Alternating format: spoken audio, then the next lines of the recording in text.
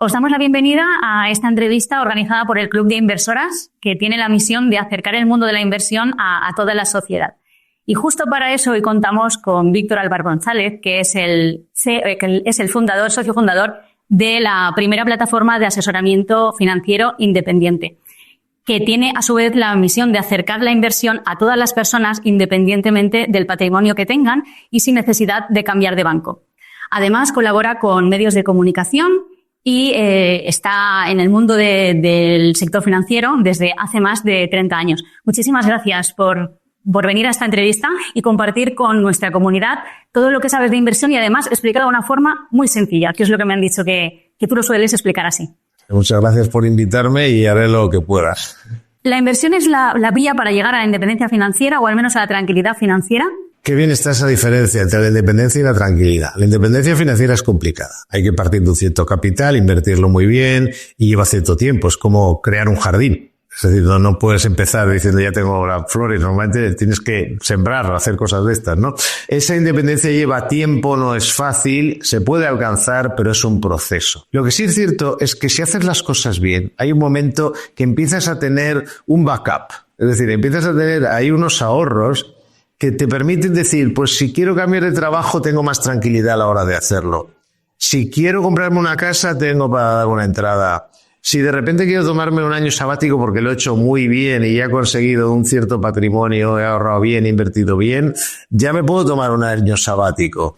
Es decir, esa diferencia para mí, y no lo menciona mucha gente, porque todo el mundo te pregunta por la independencia financiera, como vamos a dar el paso directo, vamos a pasar de 0 a 100, no. Hay un punto intermedio que se va creando, que es la tranquilidad que te da tener ese apoyo, esa posibilidad de hacer cosas sin el agobio de cómo pago las facturas mañana. Por lo tanto, la independencia financiera es posible, claro que es posible. Depende también mucho de lo que uno necesite para vivir, que es importante. Pero lo que es bastante asequible y en un plazo relativamente corto es lo que tú has mencionado muy bien como la tranquilidad financiera. Pero quizá mucha gente no lo sabe, ¿no? A veces nosotros lo comentamos en el Club de Inversoras que quizá mucha gente cree que no se puede alcanzar. Ya no digo la independencia financiera, sino esa tranquilidad financiera, porque se necesita de grandes patrimonios para comenzar a alcanzar ese nivel. Hombre, es mejor partir de un patrimonio importante, haber vendido un piso. A mí me preguntan el camino rápido para la independencia financiera. Hombre, si tú tienes un piso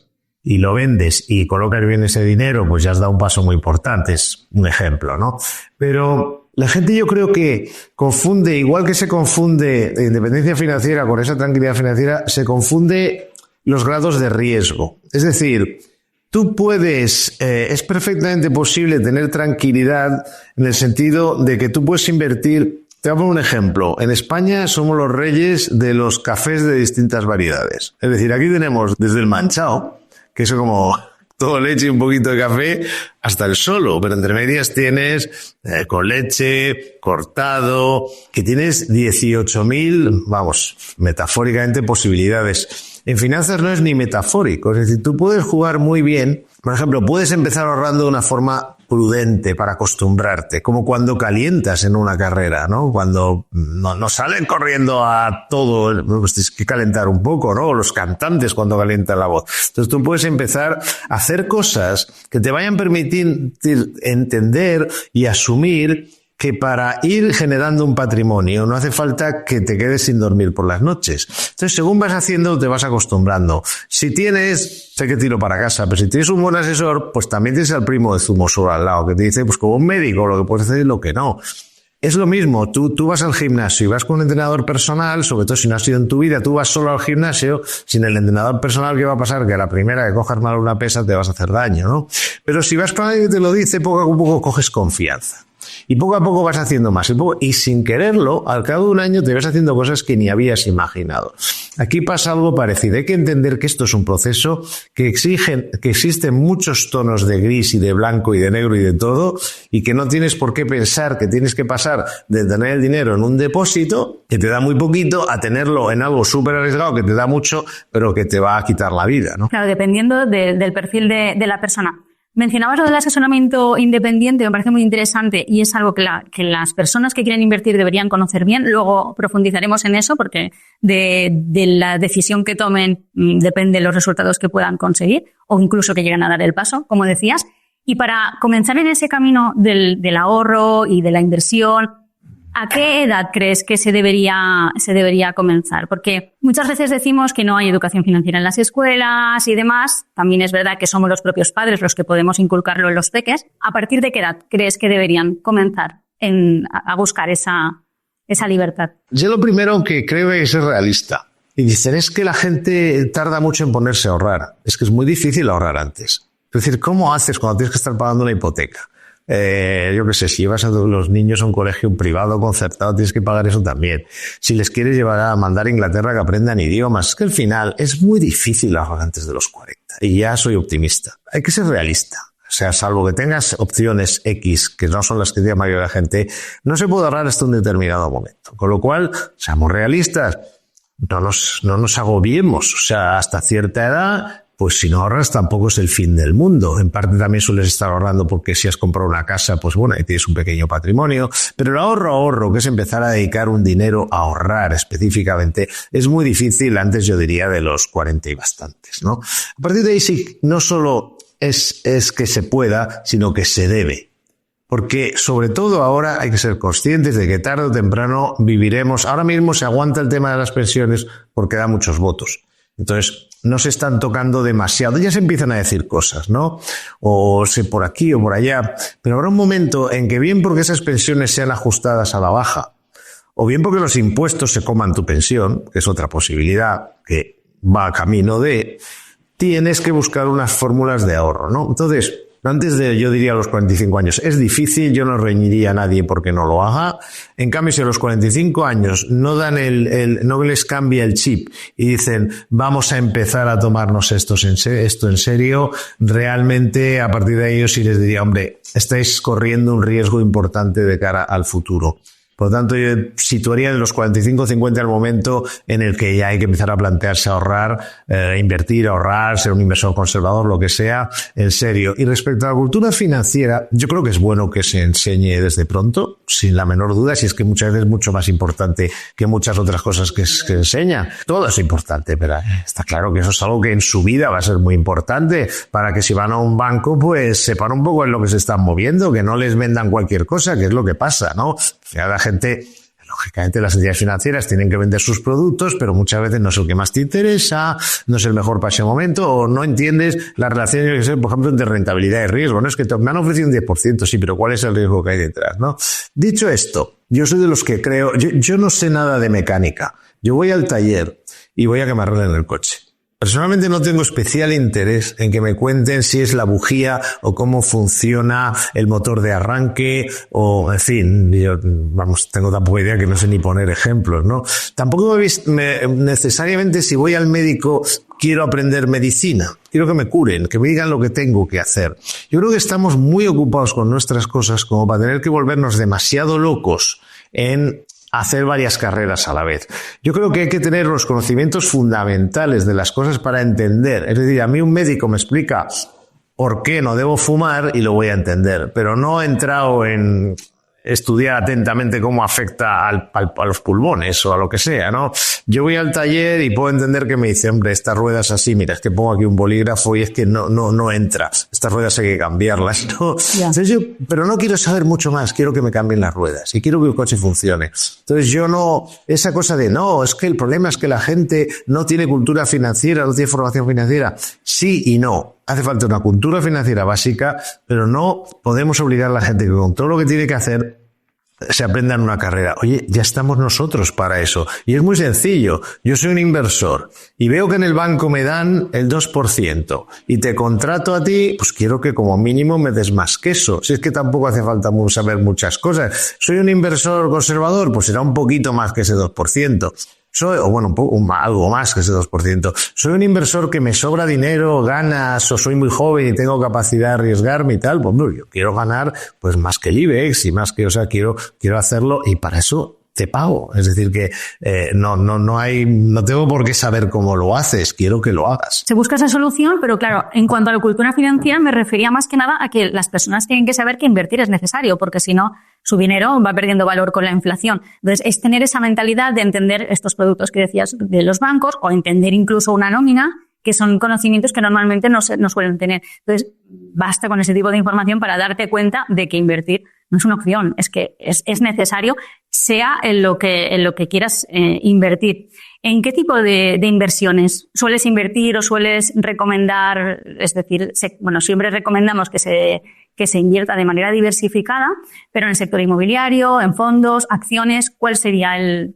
Sí, lo que has dicho también es muy importante. Y entra dentro de lo que yo he dicho de esa cultura financiera básica. Pero la cultura financiera básica ideal es relativamente amplia. Tienes que saber lo que es un fondo de inversión, lo que es esa relación de riesgo y beneficio. Tienes que entender que un banco es un distribuidor y no necesariamente un asesor. Tiene un escaparate de productos, te va a vender unas cosas. Yo voy a un sitio con un escaparate y, hombre, incluso lo de los coches, que hay varias marcas, y sí tengo que entender que si voy a por un 4x4, pues si tiene X facultades, o si quiero un 4x4. ¿Y qué es un 4x4? Porque es que voy al campo y en el campo no me sirve nada un Lamborghini, necesito un Suzuki 4x4. Claro. Y eso es muy amplio, o sea, que la parte de la formación financiera necesaria e imprescindible en la sociedad es muy grande. A partir de ahí está lo que digo, que no es necesario que hagas la carrera, pero esa parte es muy, muy importante. ¿Cuál es el mix adecuado? El mix adecuado sobre todo se tiene que basar en una cuestión y es la diversificación inteligente y la liquidez. ¿Qué es? Empecemos por la liquidez. El inmobiliario, sobre todo en España, suele ser una buena inversión. Digo suele porque a veces la gente también compra en momentos de mucho calentón y luego se arrepiente durante años. Porque las subidas inmobiliarias son muy largas, pero las bajadas también. La bolsa es como mucho más, digamos, volátil, ¿no? Entonces, primero tienes que tener en cuenta que tu patrimonio es muy bueno, que una parte esté en ladrillo, pero el ladrillo es ilíquido, en el sentido que no es tan fácil vender. Tienes que negociar, tienes que, salvo si quieres vender bien, me refiero, sí. Tienes que negociar, a lo mejor tienes que buscar a alguien que te ayude, un intermediario, luego viene toda la parte de la notaría, los pagos, el no sé qué, o sea que a lo mejor te puedes tirar para vender un inmueble, en el mejor de los casos un mes, pero a veces normalmente, quiero decir, y muchas veces mucho más, pero el sector inmobiliario además, todo el mundo piensa que el precio que él decide o ella es el bueno, y entonces siempre es alto. Entonces hay que empezar a bajar, la gente empieza a bajar, el otro que está comprando está esperando a que baje. Sí, hacen el lo que más ya están. Es un baile, ¿y qué significa ese baile? Significa que la liquidez de esa inversión tarda tiempo. Tardas tiempo en tener disponibilidad. Y eso, cuidado, vale también para un fondo de inversión de gestión alternativa, no solo es el inmobiliario. Entonces, hay que tener en cuenta, tengo que tener cosas que sean líquidas, porque puedo emitir dinero rápido. Entonces, tú tienes acciones o fondos de inversión, son totalmente líquidos. Hombre, las acciones, salvo que sean de una empresita pequeñita que cotizan 4 títulos al día. Yeah. Todas las acciones de Zara o todas las acciones de Telefónica o de Iberdrola, pues no vas a tener ningún problema en dar ya no es teléfono, ya es un teclado, vas a hacer así y a los 2 minutos el valor está vendido y al día siguiente tienes el dinero en cuenta, a veces incluso más rápido. Con fondos de inversión es parecido, es decir, no es tan rápido, pero es bastante rápido. Estamos hablando de en un par de días vas a tener también el dinero. Con ETFs, que son los fondos de inversión de tercera generación que hay ahora, lo vas a tener tan rápido como con las acciones. Vas a dar tu orden, vender ETF del Eurostoxx, no sé qué, de renta fija, lo que sea, minutos vendido, en unas horas está en tu cuenta corriente. Claro, esto es una diferencia. Tú tienes de repente una oportunidad inmobiliaria, pero tienes todo tu dinero en inmobiliario, no la vas a poder utilizar. En cambio, si tienes una parte de tu dinero inmobiliario y otra parte en fondos de inversión o en ETFs o en acciones y llega un momento que tienes una oportunidad, ya está ahí. Pero mucho mejor que tenerlo en liquidez en el banco, porque sí, en el banco lo tienes en liquidez, pero no te está dando nada. Si está en un depósito no puedes hacerlo porque te van a poner una comisión por digamos, deshacer ese depósito. Con lo cual, liquidez es muy importante. Tienes que distribuir tu patrimonio de forma que una parte sea muy líquida, otra a lo mejor intermedia y otra más ilíquida, pero que merece la pena en el largo plazo. Y luego la diversificación. Se basa en la idea que puede entender todo el mundo de no poner todos los huevos en la misma cesta, que eso lo entendemos todos. Ahora bien, hay que tener cuidado. Porque en el sector financiero se da mucho la diversificación, no sé cómo llamarla, para quedar bien. Entonces llega alguien a lo mejor con un patrimonio importante, 5 millones de euros, a una entidad financiera y le colocan, no sé, 50 fondos, que es innecesario. Porque realmente a lo mejor se puede hacer lo mismo con 10 y no necesitas meterte en tal follón. Y peor todavía, muchas veces se dice hay que diversificar porque eso reduce el riesgo, pero se diversifica tanto que es una suma cero. Es decir, en los mercados financieros, cuando sube una cosa baja otra y cuando baja una cosa sube la otra. Es decir, siempre que sube algo, si tú, que hace mucha gente y es un error garrafal y lo hacen muchos profesionales, llegan constantemente carteras, decenas de fondos que uno desequilibra al otro. Muy bien, no vas a perder dinero, pero eso tampoco lo ganas. Entonces, eso es la diversificación, y yo diría como Arguiñano, sin fundamento. Hay una diversificación con fundamento, y es que tú dices, por ejemplo, yo ahora pienso que, imagínate, la bolsa va a subir. Pero yo creo que va a subir más Estados Unidos, por ejemplo, y entonces quiero tener más ahí. Pero a la vez quiero tener algo de Europa porque puede ser algo menos volátil. Y luego quiero tener unos fondos de inversión que, siendo de renta variable, son un poquito, digamos, amortiguan un poco las subidas y las bajadas, son menos volátiles también. Pero en cambio no quiero tener China porque no pinta nada, porque no me sirve de nada. Entonces, ¿por qué lo voy a tener? ¿Por qué? Por diversificar. Entonces, tienes que diversificar poniendo cosas que tengan... También se puede diversificar entre varios fondos parecidos para que compitan. Es decir, voy a tener en Estados Unidos 3 fondos distintos, pero cada uno tiene una misión, cada uno es distinto del otro. No es que si baja Estados Unidos todos bajan, porque entonces ¿de qué me sirve tener 3?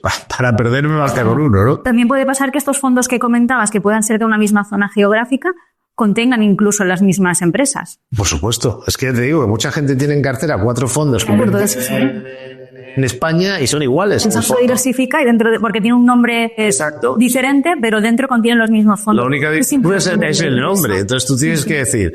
Esto sin entrar en temas muy complicados, pero dentro de los fondos de renta variable, por ejemplo, están unos más conservadores, que se llaman de valor, otros un poco más agresivos, que se llaman de crecimiento. Bueno, pues hay un momento para cada uno. Si tienes en el mismo momento los dos, muchas veces uno descompensa al otro, por decir así. Pero ese no es el más grave, porque puede tener cierto sentido tener los dos mirando a largo plazo. Lo que no tiene ningún sentido es estar en un momento, por ejemplo, totalmente invertido en renta variable en una parte de la cartera y en la otra totalmente conservador. Es decir, si tú piensas realmente que la bolsa no va a ir bien, puedes tener algo de renta variable, porque no tienes la subida que vas a acertar. Entonces es bueno tener cierta posición. Pero ¿para qué tanto?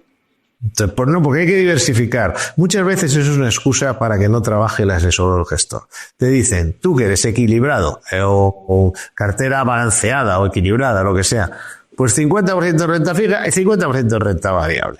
Y ya está. ¿Qué pasa? Que entonces el gestor no hace nada. Siempre, no, es que tú eres equilibrado. No, equilibrado significa que yo no me gusta coger ni mucho riesgo ni poco riesgo. O sea, poco riesgo cuando sea necesario, mucho tampoco en general. Pero si el mercado, como en 2023, noviembre de 2023, llega la inteligencia artificial, van a bajar los tipos de interés, hombre, es el momento de poner carne en el asador toda, no porque eres equilibrado, no eres un inversor agresivo. Por lo tanto, hay que entender las cosas no como una excusa para no trabajar, sino como una orientación del inversor para lo que su perfil de inversión, su perfil de riesgo admite hacer. Y la diversificación con fundamento. ¿Tengo 3 fondos iguales?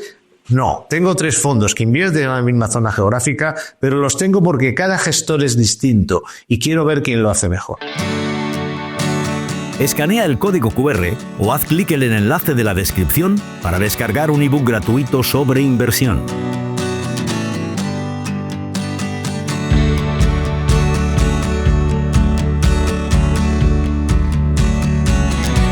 Pero es que mucha gente ve la diversificación así, pues bueno, voy a comprar acciones de diferentes compañías o incluso para estar más diversificada, un fondo que tiene muchas acciones o aún mejor, varios fondos, como decías, pero puede suceder esto que decías, ¿no? que tengan las mismas compañías o que opten por esta opción de que sea mixto, ¿no? La mitad fijo, la mitad variable y no se le pueda sacar todo el partido que se podría sacar si estuviera bien analizado, adaptado a lo que necesite. Lo que debe ser mixto, eso sí, simplemente es la cartera.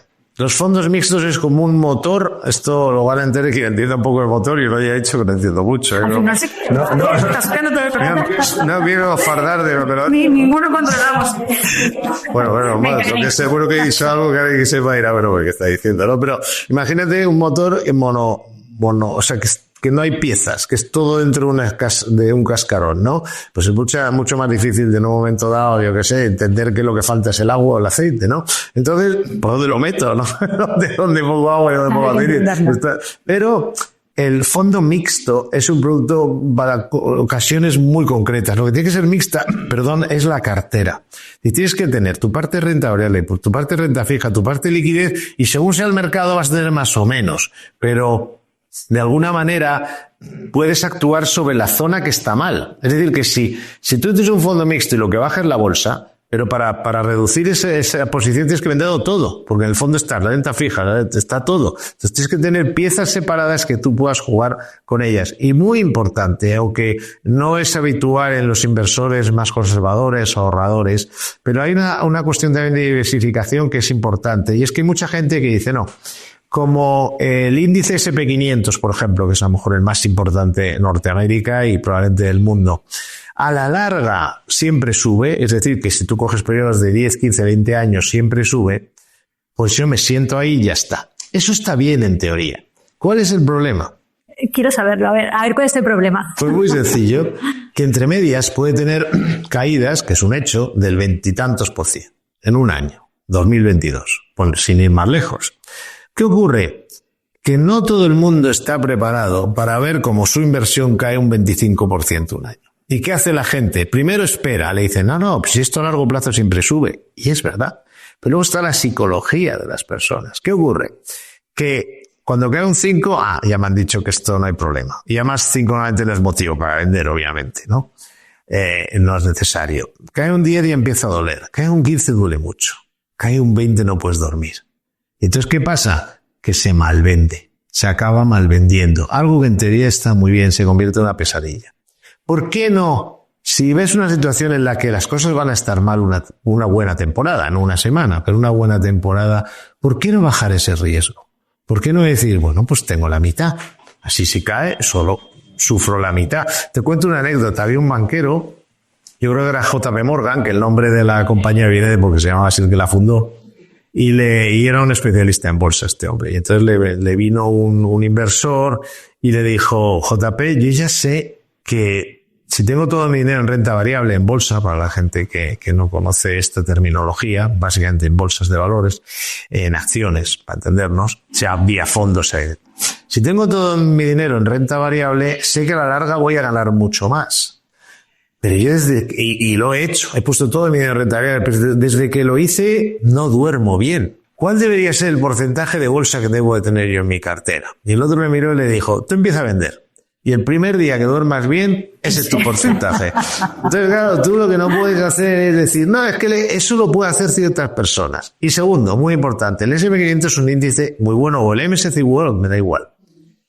Pero no ha habido, te digo, por ejemplo, hablo de lo que recuerdo perfectamente de memoria, pero se podría ir mucho más atrás. Desde el año 2000, o sea, de lo que va de siglo, y ha sido lo que va de siglo ha sido excelente para la bolsa norteamericana, que por supuesto es hiper recomendable, pero el SP500 solo ha habido 3 años en los que ha conseguido 3 años seguidos ser el número 1. Aunque parezca mentira, durante muchos años ha habido otros. Por ejemplo, las materias primas. Ahora estamos hablando, cuidado, para gente que le guste invertir, ¿eh? Estamos hablando ya de tomar riesgos. No quiero que nadie interprete esto como un tipo de activo en el que, por eso insisto, que meterlo todo en una cosa, el SP500, por ejemplo. Pero aclarado esto, el oro ha superado el SP500, los mercados emergentes, los bonos, incluso tener el dinero en una cuenta corriente en 2018 era mejor que tener el SP500. En 2022 el SP500 lo hizo fatal, era mejor cualquier monetario.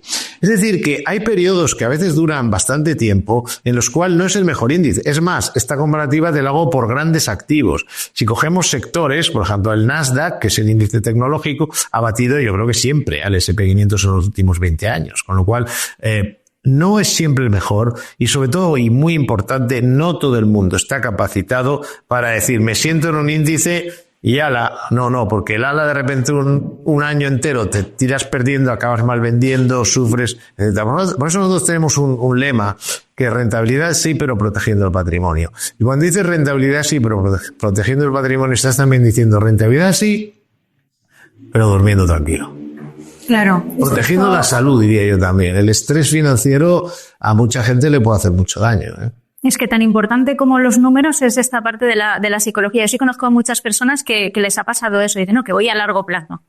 Pero luego, lo que decías, un 5%, un 10%, bueno, no pasa nada, que yo ya hacía intención de esto, pero en un momento dado, ¿y si ahora no es como siempre? Les entra el miedo y es humano, es humano, igual que es humano comprar cuando todo el mundo compra y vender cuando todo el mundo vende. Y tenemos que ser realistas, o sea, tenemos que saber en dónde nos movemos.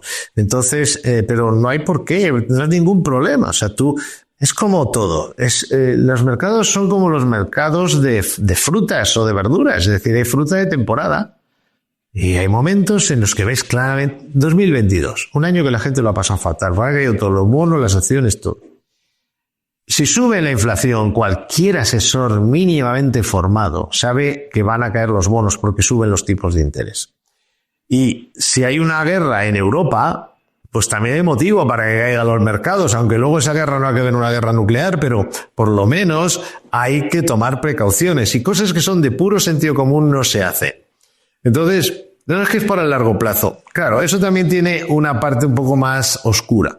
Y es que, a ver cómo lo explico fácilmente. Fondos de renta fija, que gente conservadora lo ha pasado muy mal en 2020. El fondo de renta fija normalmente es un buen producto para el inversor conservador, excepto cuando sube la inflación. Si a Rusia la sancionan y deja de vender materias primas de todo tipo, se reduce la oferta, las materias primas son mucho más caras, el petróleo es más caro, el gas natural es más caro, lo que vivimos en 2022. Esto, como todo el mundo lo ha vivido, no hablo de nada que no se pueda entender. ¿Qué ocurre? Que eso es malo para los fondos de renta fija porque sube la inflación. Pero ¿qué ocurre? Que si una entidad financiera tiene un cliente en un fondo de renta fija, está cobrando una comisión esa entidad financiera del aproximadamente 1 y pico %, a veces más. Si hace lo correcto, que es decirle, vende ese fondo, traspasa, quiero decir, y llévalo a un fondo monetario o a una letra del Tesoro, que es lo que había que hacer en 2022, la comisión de esa entidad financiera baja de forma dramática, porque un fondo monetario cobra un 0,20 o un 0,30%. Es decir, pasas de cobrarle al cliente en el fondo de renta fija el 1,20% a cobrarle al cliente solo un 0,30%. O sea, imagínate el desastre que es mirado entre miles de clientes. Bueno, desgraciadamente en una situación así, no todas las entidades financieras han hecho lo que tenían que haber hecho, que es decir a sus clientes, señores y señoras, sube la inflación. Cuando sube la inflación, los bonos sufren mucho, los fondos de renta fija pierden, como pasó, caídas del 12, 15%. No suele ocurrir, pero cuando es tan evidente que se van a subir los tipos de interés, que sube la inflación, diles a tus clientes que compren fondos monetarios. Pero claro, eso para la entidad financiera es un palo a la cuenta de resultados brutal. Renta variable lo mismo. A ver, que hay una guerra en Europa, que interviene Rusia indirectamente con la OTAN. Se pelea Ucrania, pero es una guerra entre dos poderes, es obvio.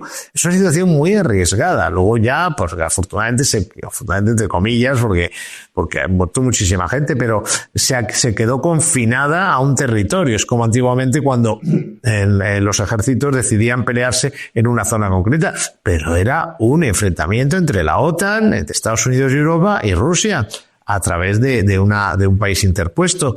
Entonces, ante una situación así, ¿cómo no le dices a tus clientes que tienen que reducir su riesgo?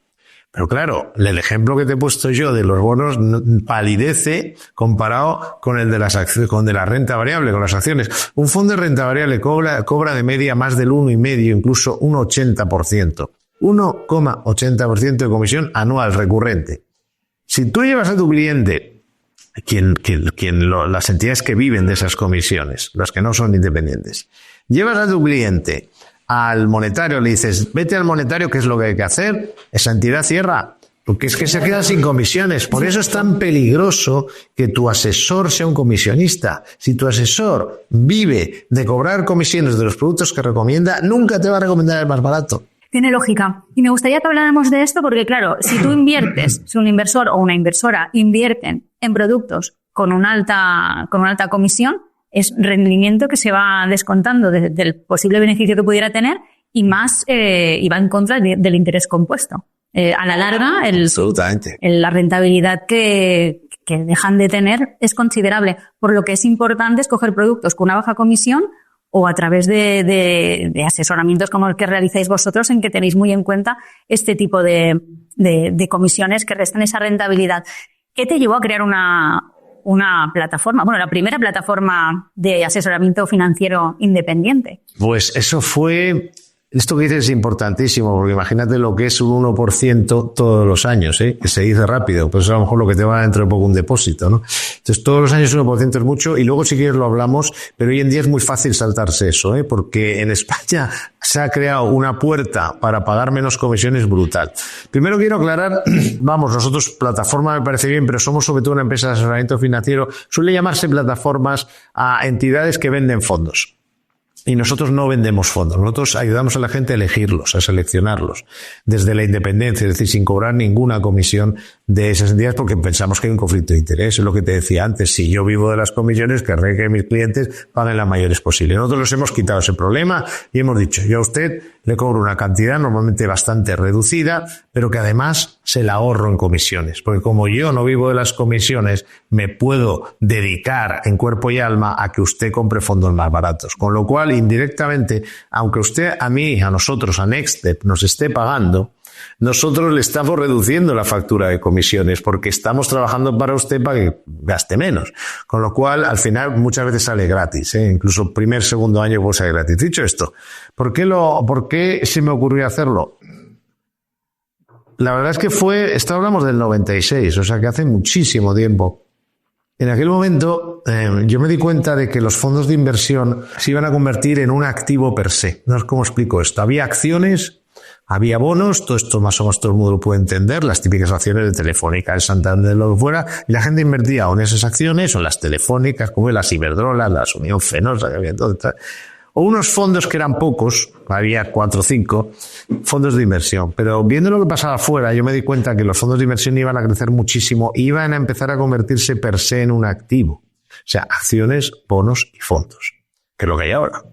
Y entonces lo que me di cuenta es que los fondos iban a necesitar los mismos servicios que las acciones y los bonos. Es decir, igual que se analizaban acciones para recomendarles, había que analizar fondos, porque entonces no se hacía, habría que analizar fondos para la gente, para que la gente supiera cuál comprar. Entonces, y lo mismo con los bonos, o en este caso serían fondos de renta fija. Entonces me di cuenta que sobre los fondos de inversión se crearía una industria de asesoramiento, de intermediación, porque hay que comprarlo en una plataforma, y entonces esa es lo que no estaba hecho, ¿no? Entonces, claro, yo desgraciadamente no tenía dinero para montar la intermediación, lo que sería la plataforma que los compra y los vende, no quiero dar nombres, pero bueno, básicamente eso lo han hecho. Además, si pensaba que lo harían las entidades financieras, donde había un hueco era en asesorar a la gente para que eligiera sus fondos de inversión. Es decir, la gente, según empezar a ver muchos fondos, fíjate, ahora hablan en España más de muchísimos, 15.000. Entonces, la gente para elegir fondos necesitaría a alguien. Y esto es lo que yo vi en aquel momento, ¿no? Entonces, segunda derivada. ¿Cómo se van a fiar de mí si yo tengo un producto que se llame Víctor? O que se llame Nextstep, pues en aquel momento Profim, que es la empresa que yo fundé. Se llama Profim Análisis y Selección de Fondos, se dedicaba a eso. Entonces, ¿cómo se van a fiar de mí? Y es que no entendía. ¿Cómo todavía ocurre esto? Si yo lo que digo es de vender, claro, para mí mi fondo será siempre el mejor. Si yo ¿qué es lo que hacen los bancos? Intentan vender su propio fondo. Claro, si yo tengo mis fondos, pero es normal, no pasa nada. Pero ¿cómo decir que soy un asesor? Un asesor tiene que estar libre de polvo y paja. Pero ahí sí que es donde yo creo que es donde falta la cultura financiera que decíamos al principio. La gente tiene que entender, si el servicio es gratuito es porque es a lo mejor más otro lado. Claro, no tiene por qué ser ese producto el que te están. Pero no es por otro lado, sino que además no tienes necesariamente lo mejor para cada momento. Me explico. En esto, que es lo que yo me di cuenta en el 90. Hay especialistas. O sea, si tú vas a invertir en Norteamérica, lo normal es utilizar una gestora norteamericana especialista. Si vas a invertir en el Nasdaq, una gestora americana especialista en tecnología, o irte al índice, no digo no, pero si vas a invertir en China, es decir, si vas a invertir en bonos, en todo, hace falta también elegir a cada especialista. Los fondos son pequeños especialistas. Entonces, en definitiva, lo que creé es una empresa que analizara y seleccionara fondos para la gente, diera la confianza de que yo no tenía producto propio, que yo elegía lo mejor del mercado para ellos. Y posteriormente, ya en Next Step, hasta el punto de no cobrar, digamos, de conseguir esa total independencia que es aquella en que el asesor no cobra de los productores. Si yo vendo lavadoras, a ti no te cobro nada, pero te voy a vender las lavadoras que yo represento. Entonces, esto es peor todavía porque es salud financiera. Es decir, esto es importante y lo va a entender todo el mundo fácilmente. Para que te hagas una idea, en España es como si los médicos fueran los dueños de la farmacia y tuvieran participación en los laboratorios. Me explico. Tú vas a un médico y confías, porque ese médico, si tú necesitas aspirina, pero tienes una úlcera, te va a dar Gelocatil. No más paracetamol, no quiero hacer publicidad de nada, pero como no es mi sector. Entonces, claro, el médico tiene la confianza de que si tú le dices, me duele mucho, tengo migrañas, la aspirina, y te dirá, la aspirina es lo más potente, pero cuidado, pero tú tienes una úlcera, no, pues entonces tienes que tomar paracetamol. Pero si el médico fuera el mayor accionista de la empresa Bayer, o sea, de la aspirina, y además fuera el dueño de una farmacia que solo vendiera aspirinas, te diría que compres aspirinas. Así es desgraciadamente la vida. Entonces, bueno, por eso no lo hacen los médicos, porque tienen una ética. Pero es que en el sector financiero español, cada banco vende lo suyo con independencia, que sea lo que tú necesitas. Y nunca te va a decir mejor esta otra cosa. Y esto incluso en banca privada. Ya puedes tener dinero. Ahora te contaré algunas anécdotas, si quieres, luego sobre la falta de independencia de la banca privada, que es brutal. Entonces, a ver, ¿cómo te vas a fiar de alguien que solo vende aspirinas? Es que entonces te va a recomendar aspirinas para el dolor de cabeza, para el dolor de estómago. Hay un conflicto de interés. Para el colesterol. Entonces había que eliminar ese conflicto de interés. Y eso que tú dices es vital. La gente tiene que entender pocas cosas. Pero hay algunas que son casi como de supervivencia si vas a ahorrar. No digo invertir, ahorrar. Estamos viendo casos, hemos visto ahora con lo de la renta fija, de temas de puro ahorro, en los cuales, por ejemplo, los determinados fondos garantizados se le han colocado a la gente no sabía los pros y contras que puede tener tema de la liquidez, por ejemplo, que hemos hablado antes, y han comprado un producto que han estado 5 años enganchados, pagando unas comisiones brutales y viendo cómo se perdían oportunidades. Entonces esto, yo creo que casi no sé si diría la primera, pero dentro de ese trilogía de las cosas que tiene que saber cualquiera que vaya a ahorrar, la primera es: un comisionista no es un buen asesor. Un comisionista no es un buen asesor, es un comisionista. Un asesor es un asesor y un comisionista es un comisionista. Y por eso la Unión Europea está haciendo todo lo que puede para marcar esa diferencia. De momento, lo único que ha conseguido, imagínate, hay un lobby bancario brutal para no perder todas las comisiones que eso supone para agentes, asesores, gestores, tal, pero la Unión Europea lo que de momento ha conseguido es que cuando alguien diga que es independiente, no puede tener producto. Para decir eso y vender eso y decirlo en publicidad y todo eso, no puede tener producto propio, tiene que elegir lo mejor del mercado y no tiene que cobrar comisión de los productos que recomienda. Y ahora, así como en Estados Unidos, esto es el 50% del mercado, en Inglaterra, en Suiza, en Suecia, en España ahora mismo, somos minoría los que trabajamos así. Pero bueno, la verdad es que la Unión Europea poco a poco va empujando a eso porque se ha dado cuenta de que hay un conflicto de interés que a la gente le cuesta dinero y rentabilidad, como hemos visto antes.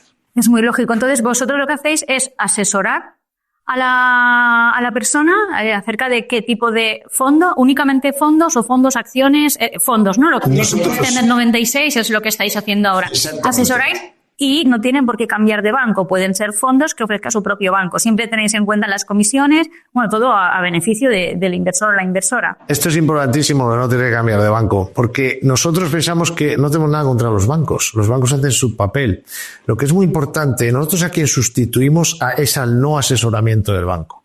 Es decir, usted trabaja, yo no pretendo que usted cambie de banco o de bancos. Lo que yo le digo es que su banco no es un buen asesor porque es un comisionista. Le propongo que su asesor esté fuera. Y su asesor, nosotros, Nextstep, tenemos un algoritmo que nos ha costado muchísimo dinero y controlamos todo lo que ofrecen los bancos. Es decir, sé perfectamente lo que ofrece su banco. Y le conozco a usted, con lo cual le voy a decir qué es lo que le interesa de su banco. Que no necesito que se vaya a ningún lado. ¿Para qué? Esto lo hacen los asesores no independientes. Te dicen, cambia de banco y vente a con el que yo trabajo para cobrar la comisión. Claro. Pero nosotros, como no cobramos ninguna comisión, no obligamos a la gente a cambiar de banco. Entonces, básicamente, asesoramos patrimonios de cualquier nivel, ahora sí que lo comentamos, porque lo hacemos como Netflix. Es decir, tú tienes una suscripción, entonces si puedes pagar muy poquito, puedes pagar un poco más si tienes un asesor personal, pero nunca te obligamos a cambiar de banco. Con lo cual, nuestro lema es, yo me pongo en tus zapatos y sustituyo la parte que te falta en el banco. Porque en el banco es que el banco da seguridad, tiene el fondo de garantía de depósitos, tiene fondos, hay muchos bancos que tienen plataformas grandes de fondos, el problema es elegirlo. Entonces yo no te digo cambie de banco, yo te digo que yo te ayudo a hacerlo. Que te voy a cobrar una pequeña comisión, en nuestro caso trimestralmente son 70 euros del servicio más barato, pero es que no es mucho comparado con la diferencia de rentabilidad. Además, eso te lo voy a probablemente ahorrar porque te voy a buscar dentro de tu banco o incluso proponerte plataformas donde hay fondos mucho más baratos, que eso es muy importante, y te voy a ayudar a invertir y sabes que yo puedo equivocarme, pero siempre sin mala intención. O sea, no para venderte algo, porque mi interés es el tuyo. Y es verdad, es que no tengo otro interés que tú mantengas tu suscripción conmigo porque estés contento o contenta con lo que estamos haciendo. Es cierto que hay gente que dice, bueno, ya, pero yo no quiero que me asesoren porque yo no tengo tiempo de comprar y vender fondos, aunque solo sea cada 2 o 3 meses, pero no quiero tener que estar moviendo. Y también os podéis encargar vosotros. Claro, nosotros tenemos acuerdos con entidades para, sin cobrar de esas entidades por colocar nada, por supuesto, la independencia está certificada por la Comisión Nacional del Mercado de Valores y controla de que quien dice que no está cobrando de las entidades no lo hace. Lo que sí hacemos es que le seleccionamos entidades en las que si abren cuenta ahí, esas entidades tienen unas carteras en las cuales se hacen lo que nosotros les digamos. Asesoramos a esas entidades para que en esas cuentas se haga lo que nosotros hacemos. Es decir, que en definitiva el cliente tiene una gestión de su cartera que sigue al euro lo que decimos nosotros. Por lo tanto, el que le gusta invertir pues oye, directamente se coge el asesoramiento, no cambia de banco y recibe nuestros consejos, nos pregunta lo que sea. Si es alguien que por el contrario quiere tener su dinero, sus ahorros, quiere que eso esté supervisado, dirigido por un asesor independiente, fiable, porque no es un colocador, un comisionista, pues entonces abre cuenta de una de estas entidades y tiene la garantía de que se va a hacer lo que nosotros digamos, que como digo no llevamos ninguna comisión. Escanea el código QR o haz clic en el enlace de la descripción para descargar un ebook gratuito sobre inversión.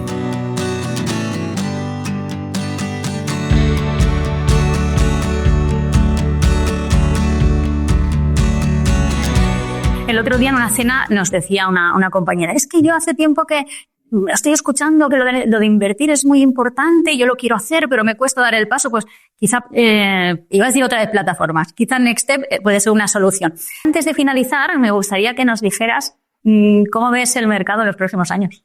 Esta pregunta tenía años es complicado. Años es complicado, porque la realidad es que en años pasan muchas cosas.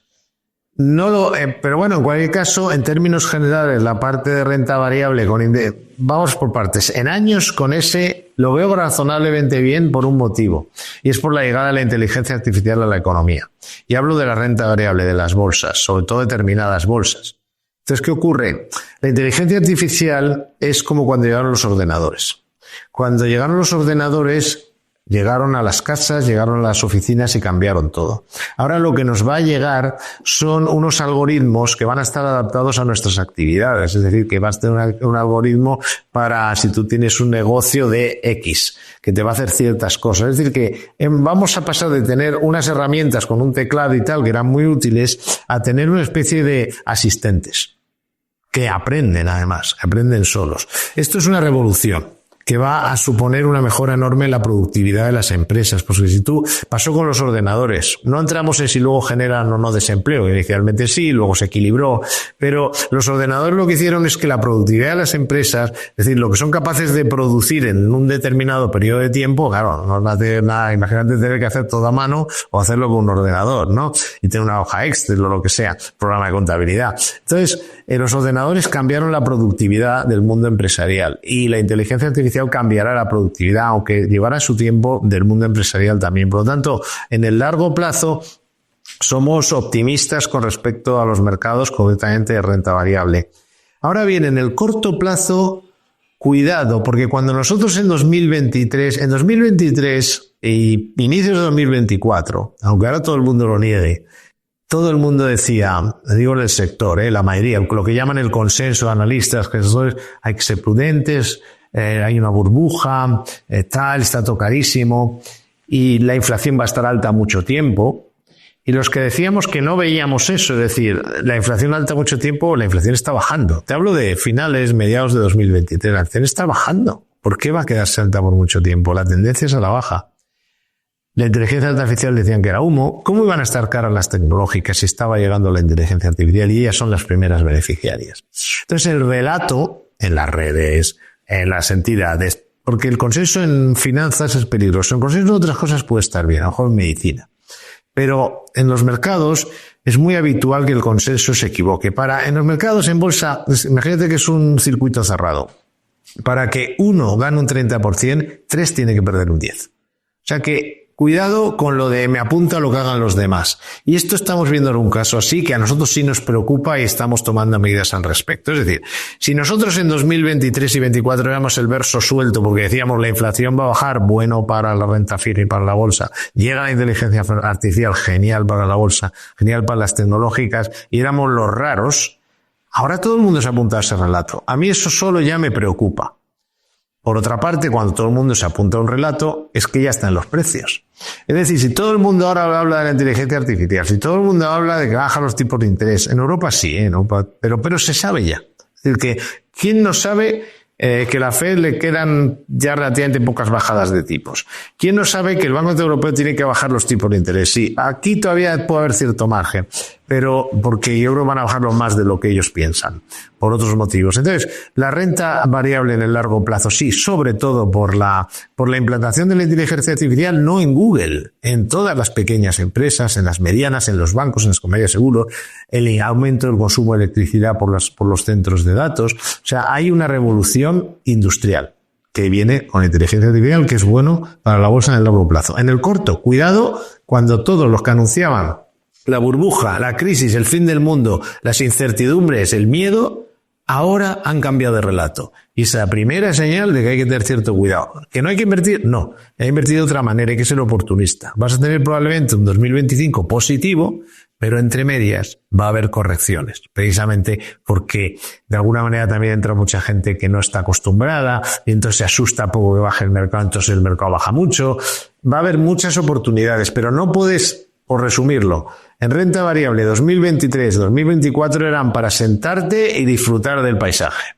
2025 ya tienes que ser oportunista. Tienes que sentarte, pero tienes que tener liquidez para si cae el mercado comprar. Cuando ha subido mucho está todo el mundo eufórico, qué bonito todo, no sé qué, Trump, vende algo para tener liquidez. Es un mercado más de cierto trabajo en renta variable. En renta fija, el escenario es bueno, porque los tipos de interés en Europa van a seguir bajando, con lo cual, el mensaje muy importante, letras del tesoro, depósitos, fondos monetarios, pan para hoy, hambre para mañana. Bueno, ya empieza a ser un pan de ese que le quita, del que ya tiene menos chicha, ¿no? Pero es que van a dar menos. Entonces tienes que buscar, y esto es importante, no hace falta hacerse una cartera de inversión que no puedas dormir. Tú puedes tener una cartera de inversión que el 80% sea muy tranquilita, que te dé un 3%, y luego un poco de renta variable, jugar con una parte que te va a dar un extra y que te vas a poner en definitiva a lo mejor en el 4%. Entonces, eso es perfectamente posible y durmiendo perfectamente tranquilo, porque la alternativa es quedarte en un depósito que el banco hoy te da el 2, mañana te va a dar 1,5, luego el 1 y ya veremos si luego nada. Bueno, vaya masterclass la que nos ha regalado aquí Víctor Álvar González, socio fundador de Nextstep. Y muchísimas gracias de parte de todo el Club de Inversoras Mujeres que queremos ir ganando terreno aquí en el mundo de la inversión. Me parece estupendo. Que así sea y muchas gracias a vosotros por la entrevista. Un placer.